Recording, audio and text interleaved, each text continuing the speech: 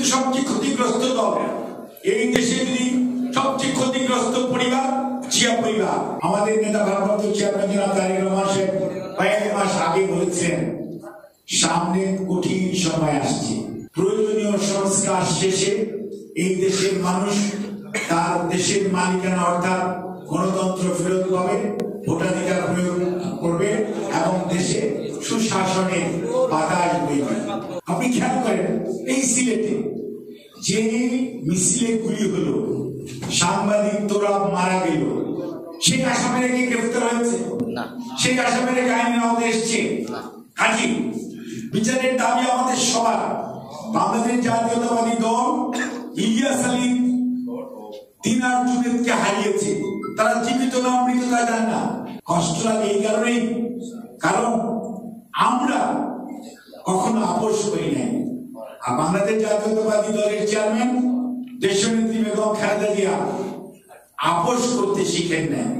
যারা পাখির মতো মানুষকে গুলি করে মেরেছে, মানুষের মানবাধিকার হরণ করেছে, দেশের টাকা লুণ্ঠন করে বিদেশে 282 বিলিয়ন ডলার পাচার করেছে, সেই সমস্ত মানুষগুলো আজকে কেউ পালিয়ে গেছে, কেউ আজকে ঘাপটি মেরে আছে, কেউ হয়তো কয়েকজন জেলে আছে, আর বিদেশে অনেকে আরামায়েশে জীবনযাপন করছে। তাদের কাছে লুণ্ঠনকৃত অর্থ আছে এবং তাদের দোসররা আজকে প্রশাসন বলেন, আইন শৃঙ্খলা রক্ষাকারী বাহিনী বলেন, আপনার আশেপাশে বলেন, ইভেন এই আজকে মিডিয়া, এবং এই মিডিয়ার রোল কি ছিল 5 আগস্টের 12টার আগ পর্যন্ত এবং 12টার পরে আপনাদেরকে বলে দেওয়ার প্রয়োজন নেই।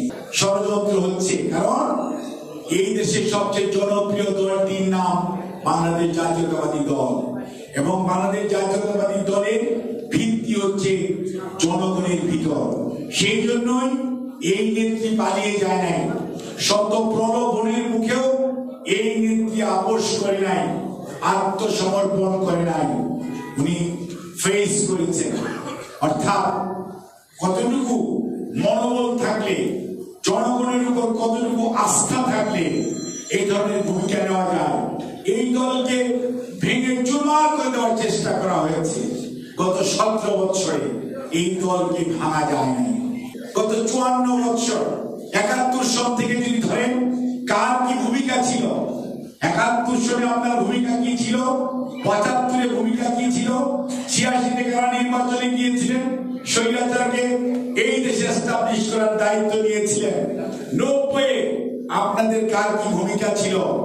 আপনারা 94 এই আন্দোলন 174 দিন হরতাল করে কে কি ভূমিকা পালন করেছেন? এই দেশে ভ্যাট যেই দিন জারি হয়, যেই দিন যমুনা সেতু উদ্বোধন হয়, সেই দিন হরতালের সাথে কারা সম্পৃক্ত ছিলেন? এসব জিনিস চিন্তা করার প্রয়োজন আছে। আপনারা কে কতটুকু ভূমিকা রেখেছেন, এগুলো যদি আজকে ভুলে যান তাহলে তো হবে না। কাজেই অন্যায়কে অন্যায় বলতে হবে। সোশ্যাল মিডিয়াতে এবং অনেক জায়গায় অনেকে অনেক বড় বড় কথা বলছেন, কিন্তু মনে রাখতে হবে আজকে হঠাৎ করে অন্যায় তো অন্যায়, সব অন্যায় কিন্তু আপনারা প্রতিবাদ করা উচিত।